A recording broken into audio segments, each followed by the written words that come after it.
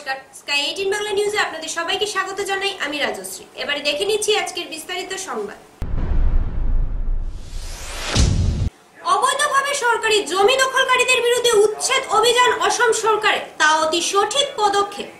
তাই অসমের চিন্তাশীল মুখ্যমন্ত্রীর কর্মকাণ্ডে সমর্থন জানাতে মঙ্গলবার শ্রীভূমি শহরে পদযাত্রার আয়োজন করলো সরকারি জমি দখলকারীদের বিরুদ্ধে উচ্ছেদ অভিযান অসম সরকারের, তা অতি সঠিক পদক্ষেপ। তাই অসমের চিন্তাশীল মুখ্যমন্ত্রীর কর্মকাণ্ডে সমর্থন জানাতে মঙ্গলবার শ্রীভূমি শহরের পদযাত্রা আয়োজন করলো বিজেপি কার্যালয় থেকে বের হয়ে পদযাত্রা শহরের বিভিন্ন এলাকা পরিক্রমা করে আম্বেদকর উদ্যানে এসে এক সভা অনুষ্ঠিত হয়। সভায় অসমের মিন, পশুপালন ও পূর্ত বিভাগীয় মন্ত্রী কৃষ্ণেন্দু পাল, রাজ্যসভার প্রাক্তন সাংসদ মিশন রঞ্জন দাস, প্রাক্তন জেলা বিজেপি সভাপতি সুব্রত ভট্টাচার্য, মহিলা নেত্রী শিপ্রা গুল, অমরেশ রায়, কৃষ্ণ দাস প্রমুখ সামিল ছিলেন। বহু বছর ধরে সরকারি মাটি অবৈধভাবে দখল করে বহু দখলকারীরা স্থায়ী আবাস তৈরি করে ফেলেছেন। তাদের উচ্ছেদ করতে রাজ্যের করিতকর্মা মুখ্যমন্ত্রী বিশেষ প্রয়াস নিয়েছেন, তার সমর্থন জানিয়ে মুখ্যমন্ত্রীর সঙ্গে রয়েছেন বলে উল্লেখ করেন গেরুয়া দলের একাংশ। মন্ত্রী কৃষ্ণেন্দু পাল বলেন, সরকারি মাটি যারা দখল করে হাওয়ায় আনন্দে ঘোরাফেরা করছেন, তাদের আনন্দের দিন আর শেষ। অবৈধ দখলকারীদের বিরুদ্ধে রাজ্যের মুখ্যমন্ত্রীর করা পদক্ষেপ, তা অতি প্রশংসনীয়। রাজ্যসভার প্রাক্তন সাংসদ মিশন রঞ্জন দাস ওনার মতামতে ব্যক্ত করেন, অবৈধ দখলকারীদের কোনো অবস্থায় ছাড় নয়, তা বুঝিয়ে দিলেন মুখ্যমন্ত্রী ওনার কর্মকাণ্ডে। তাই মুখ্যমন্ত্রীর কর্মকাণ্ডকে সম্মান জানিয়ে আমরা প্রত্যেকেই মুখ্যমন্ত্রীর পাশে রয়েছি। প্রাক্তন জেলা বিজেপি সভাপতি সুব্রত ভট্টাচার্য মুখ্যমন্ত্রীর সময়োচিত পদক্ষেপ প্রশংসা করে মুখ্যমন্ত্রীর পাশে থাকা উল্লেখ করেন।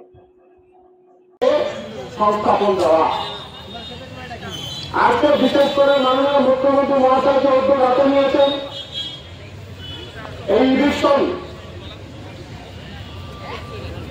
ইভিকশনকে আমরা সবাই আসামের প্রত্যেক এলাকায় আজকে আপনারা দেখবেন সবাই সমর্থন করেছে।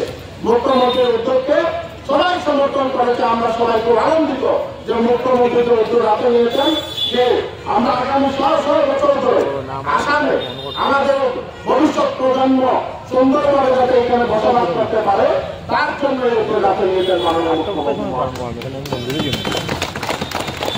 আপনারা দেখবেন যে ২০০১ থেকে আমি যদি বলি ২০১৬ ইংরাজি আসামের অনেক এলাকায় অবৈধ ব্যক্তিরা এসে আমরা আসাম সরকারের যে কিছু লোক আসামের ভূমি দখল বেদখল করছে, সরকারি জমি বেদখল করছে, সরকারি সংরক্ষিত বনাঞ্চল বেদখল করছে, মন্দির এবং ধামঘর ইত্যাদি জায়গা বেদখল করছে, এর বিরুদ্ধে আমাদের আসাম সরকার ব্যবস্থা নিয়েছে এবং আসাম সরকারের সঙ্গে আমরা আছি। আমরা দেখতে পাচ্ছি যে এই বেদখলকারী যখন মুক্ত করা হয়েছে, তাদের এই বেদখল মুক্ত করার সময় তাদের স্টেটমেন্ট পাওয়া গেছে, তারা বলছে কয়েক মাস আগে তারা বাংলাদেশ থেকে এসেছে। হ্যাঁ, সবাই বাংলাদেশি নয়, তার মধ্যে আছে বাংলাদেশি যারা ৬-৭ মাস কিছুদিন আগে আমরা এসেছি নিজে বলছে। এই ধরনের মানুষও বেদখলকারীর মধ্যে রয়েছে। আমাদের আসামের মানুষও রয়েছে যাদের নিজস্ব পাট্টা জমি বাড়িঘর সব আছে, তা সত্ত্বেও তারা অন্য জায়গায় গিয়ে সরকারি জমি বেদখল করছে, সংরক্ষিত বনাঞ্চল তারা বেদখল করছে, মন্দির নামঘর ইত্যাদির ভূমি বেদখল করছে। এগুলা ভারতীয় জনতা পার্টির নেতৃত্বে আসামের যে সরকার চলছে, ডক্টর হিমন্ত বিশ্ব শর্মাজির নেতৃত্বে যে সরকার চলছে, এই সরকার এদের বিরুদ্ধে ব্যবস্থা নিচ্ছে, উচ্ছেদ অভিযান চালিয়েছে। আমরা এই সরকারের সঙ্গে আমরা আছি। আমরা চাই আসামে প্রকৃত যদি কেউ ভূমিহীন থাকে, তার নিজের জেলায় এসে দরখাস্ত করবে, তার খেয়াল খুশি মতো। হ্যাঁ, আমি করিমগঞ্জের মানুষ আর আমি নগাঁও গিয়ে সংরক্ষিত বনাঞ্চলে আমি ঢুকে পড়েছি, আমার ভূমি নেই বলে, এটা তো বললে হবে না। আমার নিজের জেলায় ভূমিহীন হিসেবে আমি কোন দরখাস্ত দিয়েছিলাম কিনা দেখা হবে। আমার জেলায় আমি ভূমিহীন হিসাবে দরখাস্ত করে দেখা হবে যে সত্যিকারে আমার বাড়ি কোথায়, তোমার ভোটার আইডি আছে কিনা, তোমার আধার কার্ড আছে কিনা, তোমার ঠিকানা দেখা হবে, ওখানে তোমার জমি আছে কিনা দেখা হবে নিজের থেকে। এটা আমার মনে হয় এটা পরিকল্পনা মাফিক এটা হচ্ছে। পরিকল্পনা মাফিক হচ্ছে। ভারতীয় জনতা পার্টির নেতৃত্বাধীন সরকার এই পরিকল্পনা মাফিক কোন প্রকারের বেদখলে আমরা নেই, আর এগুলা বরদাস্ত করা হবে না। আমাদের সরকার, মুখ্যমন্ত্রী যে অভিযান শুরু করে। ব্যাপক জাল নোট উদ্ধার শ্রীভূমি শহরে। ই-রিস্কায় ফেলে যাওয়া 500 টাকার জাল নোট কার্টুন সদর থানায় সঞ্চিয়ে দেন ই-রিস্কা চালক। ধারণা করা হচ্ছে হয়তো জাল নোটের ব্যবসায়ী ভুলে যাওয়া টাকা ভর্তি কার্টুন ই-রিস্কা থেকে যায়। ব্যাপক জাল নোট উদ্ধার শ্রীভূমি শহরে। ই-রিস্কায় ফেলে যাওয়া 500 টাকার জাল নোটের কার্টুন সদর থানায় সঞ্চিয়ে দেন ই-রিস্কা চালক। ধারণা করা হচ্ছে হয়তো জাল নোটের ব্যবসায়ী ভুলে যাওয়া টাকা ভর্তি কার্টুন ই-রিস্কায় থেকে যায়। নোট ভর্তি কার্টুন গন্তব্যস্থলে নিয়ে যাওয়ার কথা ছিল। পরবর্তীতে ই-রিস্কা চালক কিং কর্তব্য বিমূঢ় হয়ে টাকা ভর্তি কার্টুন থানা কর্তৃপক্ষের হাতে সঞ্চিয়ে দেয়। পুঙ্খানুপুঙ্খভাবে তদন্ত চালিয়ে যাচ্ছে পুলিশ। জাল নোটের আবহে কে রয়েছেন তা বের করতে পুলিশ সবকিছু খতিয়ে দেখছে।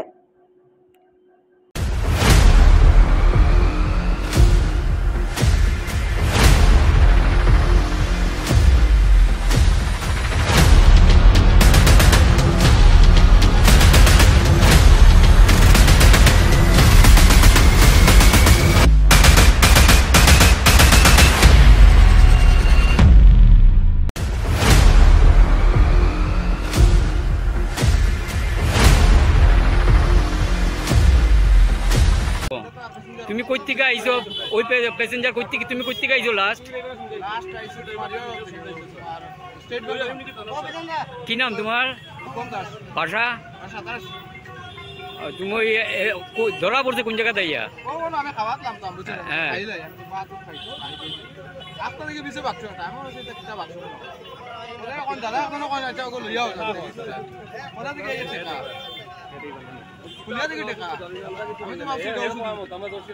কত টাকা হইব তুমি মনে করো এখানে? এখানে কত টাকা হইব মনে করো?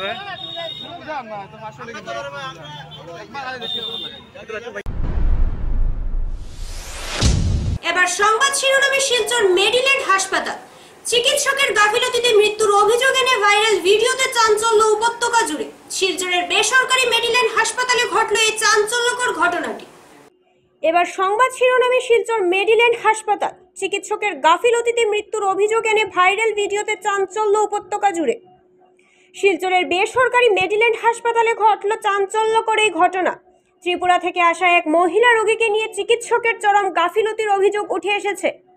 সোশ্যাল মিডিয়ায় ভাইরাল হওয়া ভিডিওতে পরিবার ও স্থানীয়রা দাবি করছেন সময়মতো চিকিৎসা না দেওয়ার ফলেই রোগীর মৃত্যু হয়েছে। ভিডিওতে দেখা যাচ্ছে উত্তেজিত জনতা হাসপাতাল কর্তৃপক্ষের বিরুদ্ধে ক্ষোভ প্রকাশ করছেন। পরিবারের সদস্যদের বক্তব্য অনুযায়ী রোগীকে হাসপাতালে আনার পর দীর্ঘক্ষণ অপেক্ষা করানো হয়।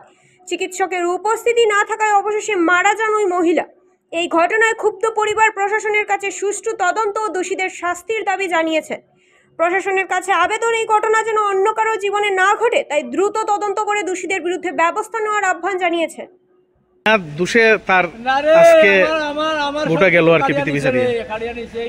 সুস্থ সবল একটা মেয়ে লোক হাঁটাইয়া আনছে তার বউরে এই মিডিল্যান্ড হাসপাতাল শিলচরের। ধর্মনগর থেকে আইছে, ধর্মনগরের ডাক্তারে কইছে রিক্স আছে, পাঠাইছে আপনারা ভালো হসপিটালে গেলে সুবিধা হইব। সেই অনুযায়ী তারা আইছে শিলচর মিডিল্যান্ড হসপিটালে। আইছে পেশেন্ট হাইটটা ঢুকছে, ডেলিভারি পেশেন্ট, অপারেশন হয়েছে, সুস্থ অপারেশনের পরেও। অপারেশনের পরে বাচ্চা হঠাৎ করে অসুস্থ কইয়া দাঁড়ায় ক্রিটিক্যাল কেয়ার ইউনিটে, মানে আইসিউতে এনআইসিউতে নিব কইয়া নিচে গিয়া একটাবার মারে দেখাইছে না, মারে না দেখাইয়া এনআইসিউতে নিচে গিয়া ঘন্টাখানেক পড়তে গিয়া বাচ্চার মা মানে পেশেন্টের অবস্থা শোচনীয়র দিকে যাইতেছিল গিয়া। তখন অনেকক্ষণ অপেক্ষা করতে করতে ডাক্তার চিল্লাইতে ডাক্তারে কয়, নার্স যারা ইমার্জেন্সি ডাক্তার আছে ওইটা নর্মাল ব্যাপার। যেই ডাক্তার অপারেশন করছে ডক্টর তিলক উপাধ্যায়, তাইনা কইতেছে এটা নর্মাল কিছু হইতো না, সমস্যা নাই। সিস্টাররা মোবাইল টিপতো না, কিটা করতো তারা জানে, তারা কইতেছে কিচ্ছু হইতো না, নর্মাল আছে সব, এটা নর্মাল। সিস্টাররা আইসিইউতে শিফট করে তারা ঘুমাইতাছে, যে সুন্দর টেবিল লাগাইয়া বা ফ্যান চালাইয়া তারা ঘুমাইছে, তারা ঘুমের লেগেই যায়। রাত্রে একটা সময় ডাক্তার তিলক উপাধ্যায় কইতেছে পেশেন্টে আইসিইউতে নেওয়ার লেগে, নেওয়া হয়েছে আইসিইউতে। ভোর 4টার দিকে অবস্থা আরো ডিটোরিয়েট করছে, করার পরে ভোর 4টার সময় ভেন্টিলেশনে নিছে। এরপর থেকে অবস্থা ডিটোরিয়েট করতে করতে তারা কোনোভাবেই সামাল দিতে পারলো না। একটা 22-23 বছরের একটা তরতাজা জীবন, একটা 22-23 বছরের তরতাজা জীবন এই গাড়িটার মধ্যে বডিটা পড়ে রয়েছে, এই গাড়িটার মধ্যে বডিটা পড়ে রয়েছে। নিতর দেখো একটা 23 বছরের মেয়ে, যায় কিনা তার মেয়ের মুখটা দেখতে পারছে না। এত নিষ্ঠুর এই হসপিটালের স্টাফ, নার্স সব একটা বারই হলো না, তারা ইনফেকশন হয়ে যাবে। আজকে যে পারবো না, তারা ক্ষমতা আছে নি যে মারে বাচ্চাটার তার জিন্দা মায়ের মুখটা দেখাইতো।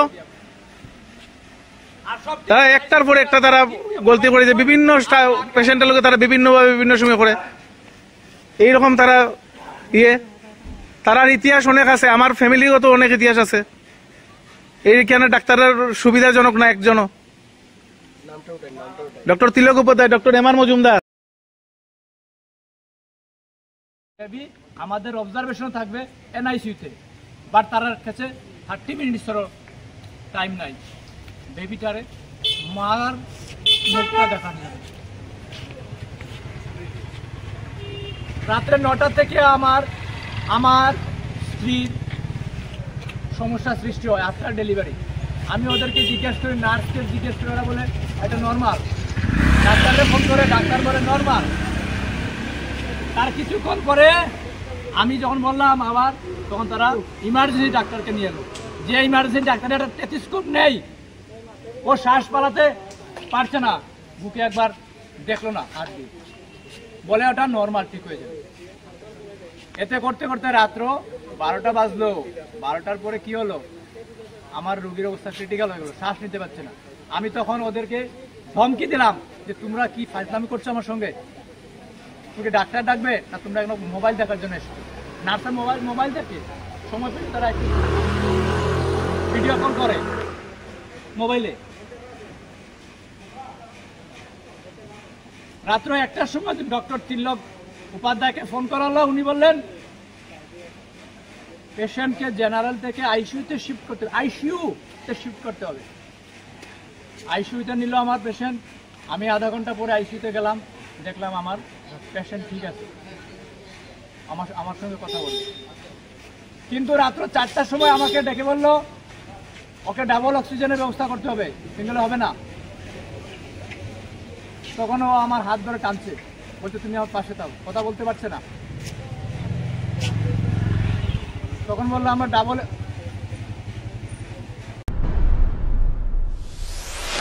নিয়ে নিচ্ছি ছোট্ট একটা বিজ্ঞাপন বিরতির সাথে থাকুন। স্বাস্থ্য পরিষেবা ক্ষেত্রে করিমগঞ্জ মা তারা হেলথ কেয়ার বিশেষভাবে সুনাম রয়েছে। দক্ষ চিকিৎসকদের নিয়ে এনে রোগীদের চিকিৎসা সেবায় রত প্রতিষ্ঠান কর্তৃপক্ষ।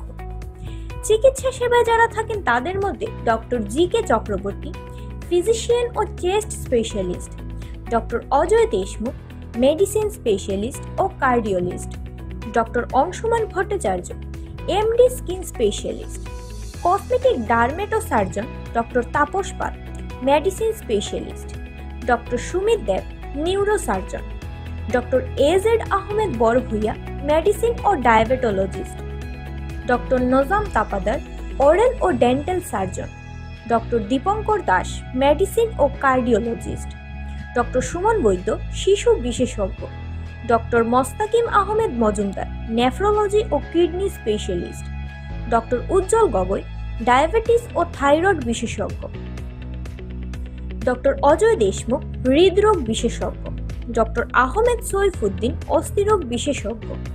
চিকিৎসকরা এখানে রয়েছেন। এছাড়া সব ধরনের ঔষধ পাওয়ার ব্যবস্থাও রয়েছে। রক্ত, কফ, মলমূত্র, কম্পিউটার পদ্ধতির সাহায্যে পরীক্ষা সহ sonography, echocardiography, ECG, digital X-ray, colour Doppler ইত্যাদি অত্যাধুনিকভাবে পরীক্ষা করা হয়। তাই আর সময় নষ্ট না করে অগ্রিম বুকিং এর জন্য যোগাযোগ করুন মেসার্স মা তারা health care, Laxmibazar road, Karimganj, sell tax কার্যালয়ের নিকটে। আমাদের যোগাযোগ নাম্বার 7896065923 এবং 8876337065 এবং 9435585637 এবং 9127420429। রোগীদের সন্তুষ্টি আমাদের পরম তৃপ্তি।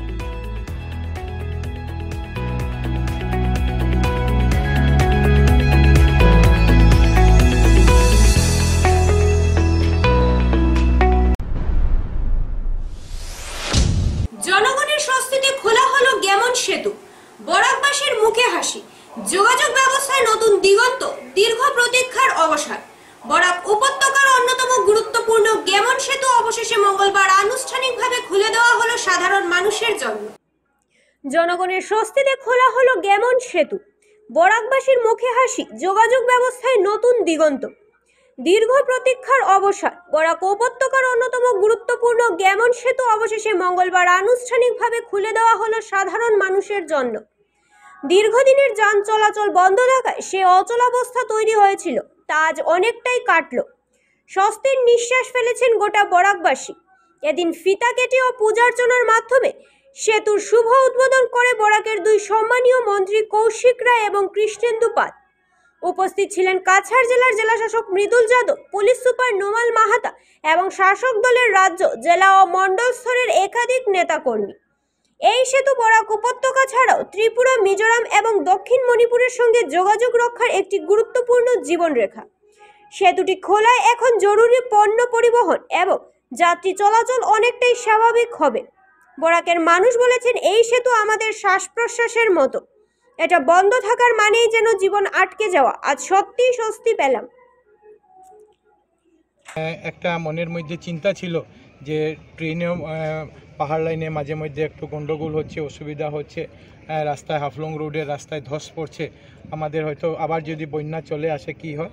কিন্তু আজকের দিন আমরা বলতে পারি যে এই কাজ সম্পূর্ণ হয়েছে। আমরা শুধু আজকে আনুষ্ঠানিকভাবে এই ব্রিজের যে যাতায়াত, সেই যাতায়াতটাকে পুনরারম্ভ যেটা করার সেটা আজকে আমরা করেছি। দিনের মধ্যে এটা যাতে সম্পূর্ণ করা যায় সেই কাজ আরম্ভ করেছিল এবং এটার জন্য সরকারের তরফ থেকে 2,75,00,000 টাকা মঞ্জুর করা হয়েছিল NHEDCL এর কর্তৃপক্ষের মাধ্যমে এবং জেন্ডু কনস্ট্রাকশন যারা এখানে আমাদের ফোর লেনিংয়ের কাজ করছে তারা এই কাজে এই যে ব্রিজের কামটা তারা করছিল।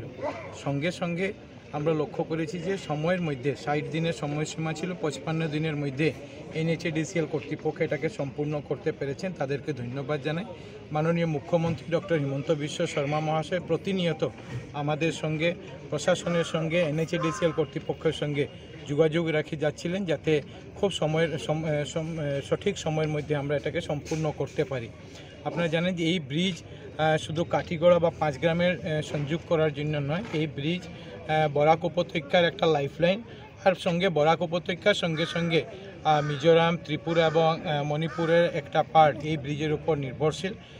এই খুব ভাল লাগিছে আৰু বিশেষকৈ আপোনালোকে সকলোৱে জানে যে আজি আমাৰ বৰাক উপত্যকাৰ যিটো main bridge, entry point, lifeline, আমাৰ গ্যামন সেতু, এইটো আজি নৱকলেবৰে আকৌ উদ্বোধন হ'ল আৰু আজিৰ পৰা সব গাড়ী যাতায়াত কৰিব পাৰিব। বিশেষকৈ আমাৰ ত্ৰিপুৰা, মিজোৰাম বা বৰাকৰ লগত ইমান দিন ধৰি আজি প্ৰায় 55 ডেজ পিছত আজি উদ্বোধন হৈছে আৰু ভাল লাগিছে। আৰু মাননীয় মুখ্যমন্ত্ৰী ডক্টৰ হিমন্ত বিশ্ব শৰ্মা মহোদয়ে বিশেষকৈ পুলিশ স্টেশনে চুরির অভিযোগে গ্রেফতার এক পুলিশ কর্মী। কাছাড়ের কালাইনের পুলিশ স্টেশনে চুরিকাণ্ডের সঙ্গে জড়িত থাকার অভিযোগে গ্রেফতার হয় থানার কাজল মহন্ত নামের এক পুলিশ কর্মী। পুলিশ স্টেশনে চুরির অভিযোগে গ্রেফতার এক পুলিশ কর্মী। কাছাড়ের কালাইনের পুলিশ স্টেশনে চুরিকাণ্ডের সঙ্গে জড়িত থাকার অভিযোগে গ্রেফতার হয় থানার কাজল মহন্ত নামের এক পুলিশ কর্মী। জানা মতে গত কয়েকদিন পূর্বে কালাইন পুলিশ একটি ট্রাক থেকে কয়েক বস্তা পুস্ত জব্দ করেছিল। জব্দ হওয়া অবৈধ পুস্ত ভর্তি বস্তা সমূহ পুলিশ কালাইন থানার পেছন দিকে নিজ জিম্মায় রেখেছিল। পরবর্তীতে পুলিশের জিম্মায় থাকা জব্দ হওয়া পুস্ত ভর্তি বস্তার মধ্যে কয়েকটি বস্তা থানা থেকে গায়েব হয়ে যায়। আরম্ভ হয় তদন্তে কালাইন পুলিশ স্টেশনের কাজল মহন্ত নামে পুলিশ কর্মীজন পুস্ত চুরি কাণ্ডে জড়িত থাকার তথ্য লাভ হওয়ার পর গ্রেফতার করা হয় কাজল মহন্তকে।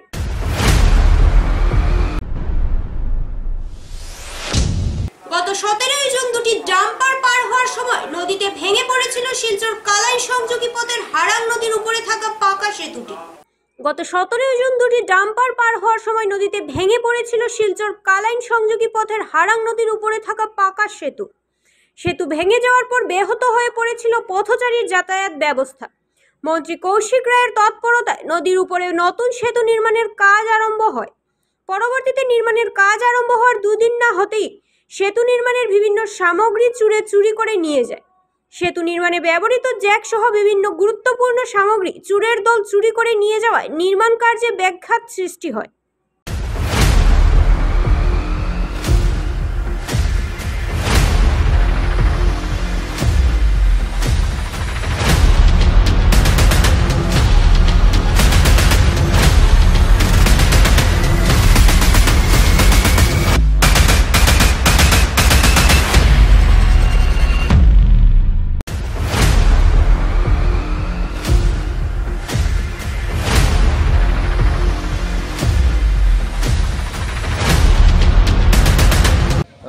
আজকে রাত্রে আমরা তো এখানে 12টা অবধি আসলাম আর কি। আচ্ছা, থাকার পরে এরপরে ওইখানে দুইটা জ্যাক আসলাম, ওই লিভারের জ্যাক আর ইয়ে আছে জ্যাকে।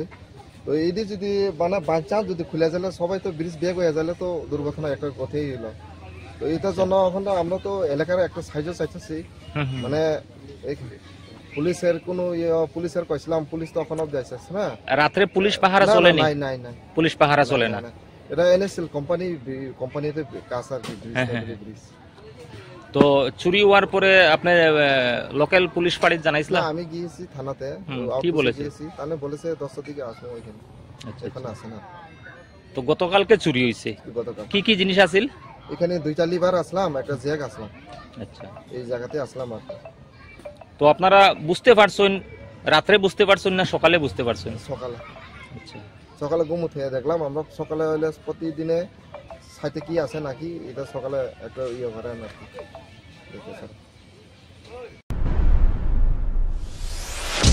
স্কাই 18 বাংলা নিউজ আজ এই পর্যন্তই। নমস্কার।